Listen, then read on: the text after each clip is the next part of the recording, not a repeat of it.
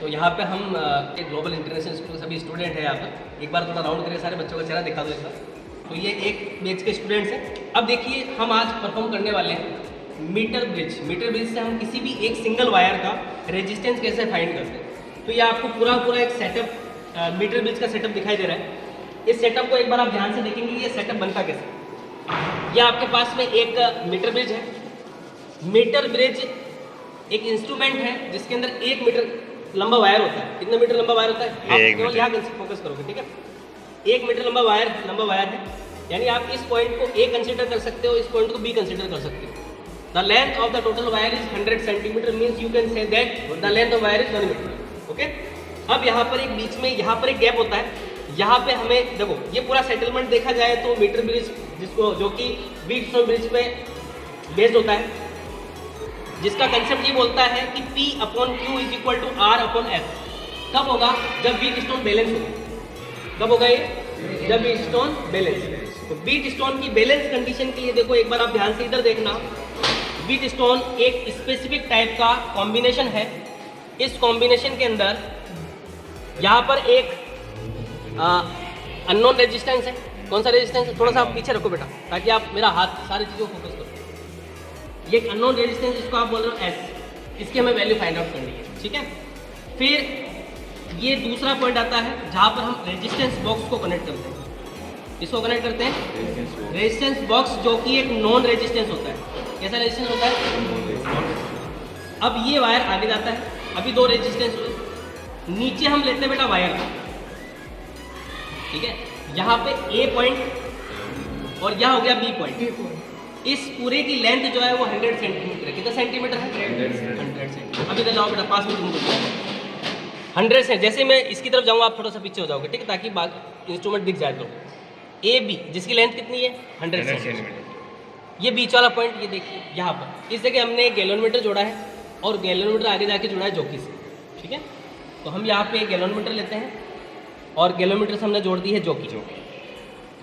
Jockey को हम J से इंडिकेट करते हैं। जॉकी का काम होता है AB वायर के अंदर non deflection point find out करना या बैलेंस पॉइंट फाइंड आउट करना। इस बैलेंस पॉइंट को अपन P बोलते हैं। वो P क्या होता है? बैलेंस पॉइंट होता है। कैसा पॉइंट होता है? Balance point. और बैलेंस पॉइंट पर क्या होता है बेटा? करंट की वैल्यू 0 होती है। यानी हम देखा जाए तो गैलोमीटर से फ्लो होने वाले करंट की वैल्यू क्या हो जाएगी? 0। यानी ये गैलोमीटर आपका 0 डिफ्लेक्शन पॉइंट दिखाएगा।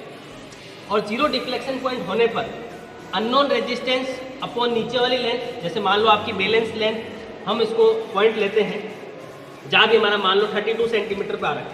तो 32 सेंटीमीटर पर कहीं किसी पॉइंट पर आया जहाँ पर ये गैलोमीटर 0 डिफ्लेक्शन दिखाता है, तो S/L is equal to RB/100 - L। क्या प्रॉब्लम लगता है?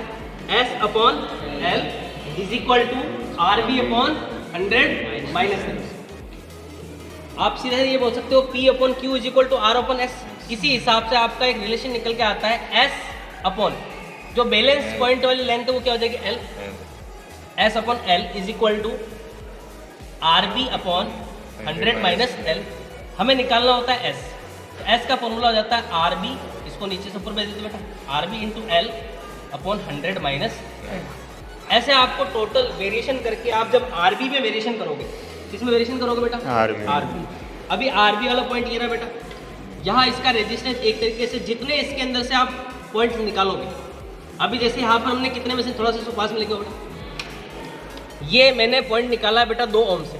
कितना ओम से? 2 ओम से। तो अभी इस रेजिस्टेंस बॉक्स का जो रेजिस्टेंस है वो कितना हो गया है? 2 ओम।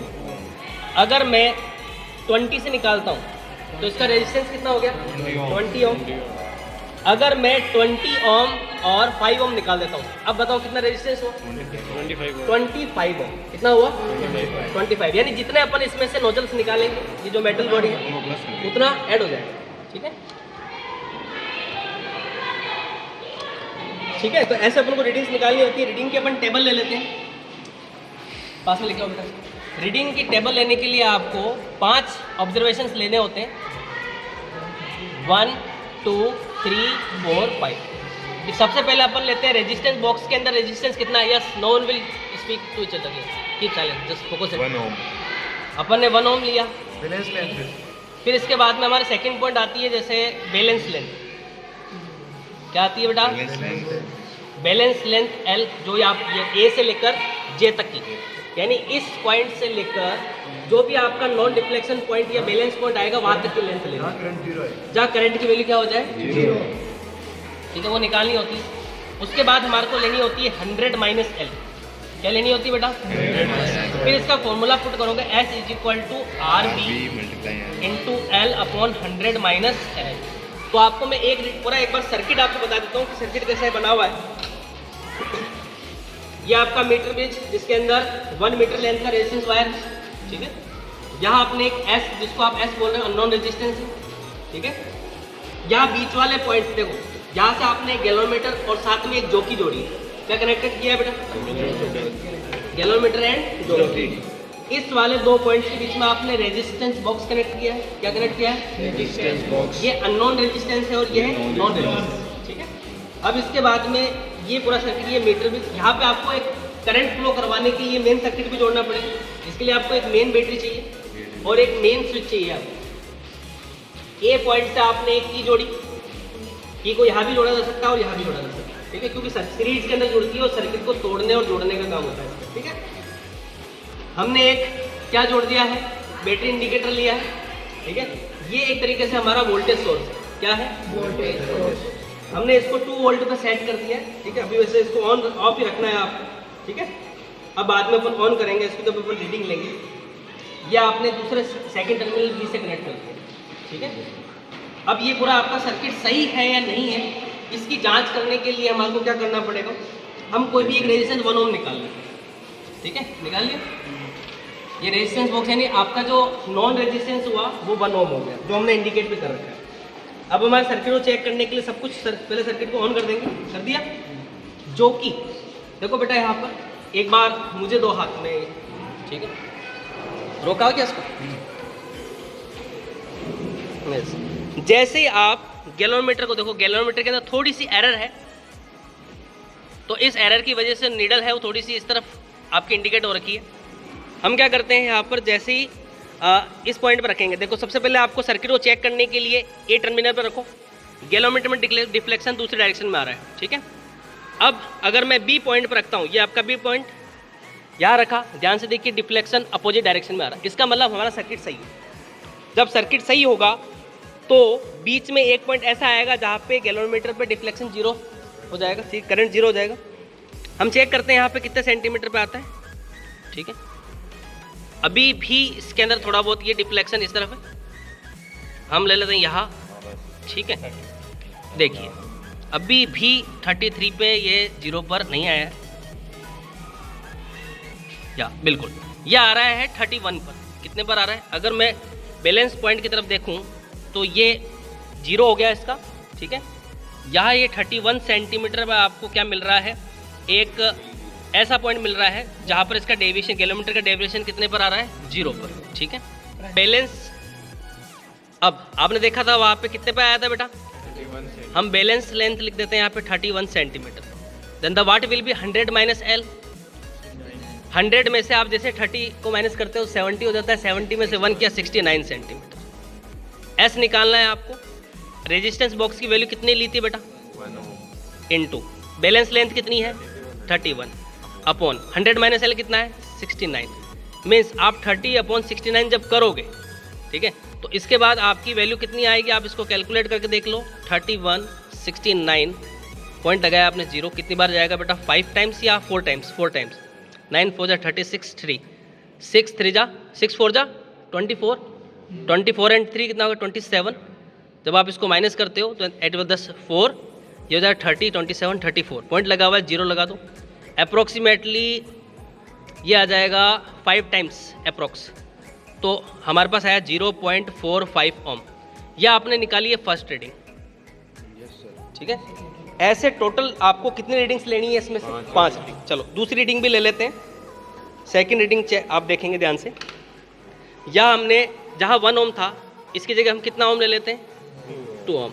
देखिए नोजल कौन सा ब्लैंक है यहाँ पे? 2 ओम वाला। गैलोमीटर भी 0 पर है, सारे सर्किट ऑन है। अपन चेक कर लेते हैं। ये देखिए सारे के सारे सर्किट ऑन है हमारे पास।